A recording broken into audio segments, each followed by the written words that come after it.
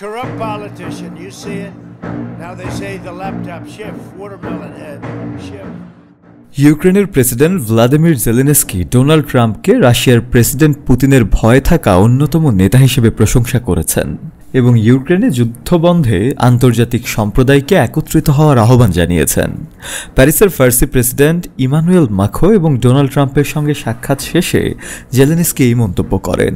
তিনি জানান, আলোচনা ছিল খুবই ফলপ্রসূ এবং তিনি ট্রাম্পের দৃঢ় সংকল্পের প্রতি কৃতজ্ঞ, যা এই সংঘাতের সমাপ্তি ঘটাতে সহায়ক হতে পারে। জেলেনস্কি মঙ্গলবার সামাজিক যোগাযোগ মাধ্যম এক্সে বলেন, আমরা জানি যে আমেরিকার অসাধারণ কিছু করার ক্ষমতা রয়েছে, এমন কিছু যা অন্য কেউ করতে পারেনি বা পারবে না। এই যুদ্ধ শেষ করতে হলে আমাদের ঐক্য প্রয়োজন। আমেরিকা, ইউরোপ এবং বিশ্বের নিরাপত্তা মূল্যায়নকারী সবার ঐক্য, সেই সঙ্গে শান্তির জন্য দৃঢ় অবস্থান ও নিশ্চয়তাও প্রয়োজন।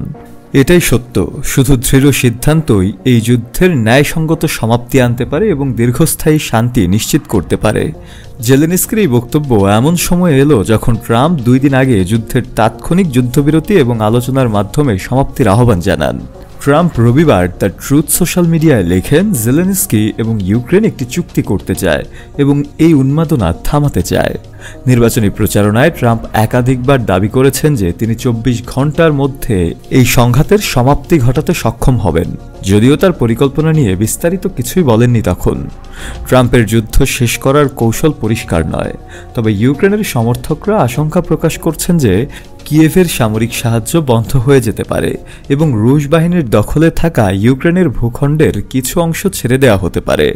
ট্রাম্পের প্রথম মেয়াদে হোয়াইট হাউসের জাতীয় নিরাপত্তা পরিষদের চিফ অফ স্টাফ কেলগ ইউক্রেনের ন্যাটো সদস্য পদ আবেদন স্থগিত রাখার এবং মস্কোর সঙ্গে শান্তি আলোচনায় অংশগ্রহণের শর্তে কিয়েভের জন্য মার্কিন সামরিক সহায়তা প্রদানের পরামর্শ দিয়েছেন।